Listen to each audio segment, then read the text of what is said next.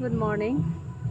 আজি হৈছে 1 মে আৰু এতিয়া মই আছোঁ আৰিয়ান উড ৰিজৰ্ট আৰু ইয়াতে আহিছোঁ এটা বিশেষ কাৰণত। সকলোবিলাক দেখুৱাই যাম। ব্লগটো আৰম্ভ কৰি লৈছোঁ। বেছি ছাছপেন্স নাৰাখোঁ, এয়া দেখুৱাই দিছোঁ। আজি হৈছে মোৰ ভণ্টিৰ এংগেজমেণ্ট চেৰেমনি, গতিকে আমি ইয়ালৈ গোটেইখিনি আহিছোঁ। সকলোবিলাক দেখুৱাই যাম, চাই যাব ভিডিঅ'টি। এইবাৰ দেখুৱাইছোঁ হলটো, মানে য'ত আমাৰ মেইন কাৰ্যসূচীখিনি অনুষ্ঠিত কৰা হ'ব। এয়া আমি আহি লৈ গোটেইখিনি পাই গ'লোঁ। আমাৰ ঘৰৰ গোটেইখিনি ইয়াতে আছোঁ এতিয়া, আৰু গোটেইখিনি এবাৰ মই গোটেই পৰিৱেশটো দেখুৱাই লৈছোঁ। ৰিজৰ্টটোৰ ভিতৰত এয়া ধুনীয়াকৈ এটা হল আছে, আৰু তাতেই আমি ৰিং চেৰেমনিৰ বিশেষ কাৰ্যসূচীখিনি ইয়াতে অনুষ্ঠিত কৰিম। আৰু অতিথিবিলাক ইয়াত বহিবৰ বাবে এনেদৰে চকীবিলাক দিয়া হৈছে।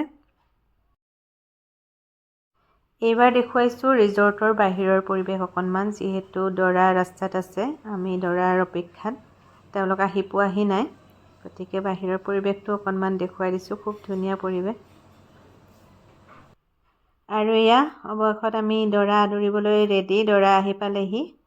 এয়া দৰাৰ ফেমিলি, সকলোবিলাক ধুনীয়াকৈ সাজি কাচি আহি গৈছে। আৰু এইফালে এয়া দৰা। ফটোত পিছত ধুনীয়াকৈ আপোনালোকে চববিলাক পাবই, মই খালি অলপ অলপ ক্লিপ ৰাখিছোঁ। আৰু এয়া দৰা আগবঢ়াই এয়া আমি ভিতৰলৈ লৈ গ'লোঁ। ইয়াৰ পিছৰ আপডেটছবিলাক পাই যাব মোৰ পোষ্টাৰ যোগেদি, গতিকে ষ্টে টিউন। Bye bye.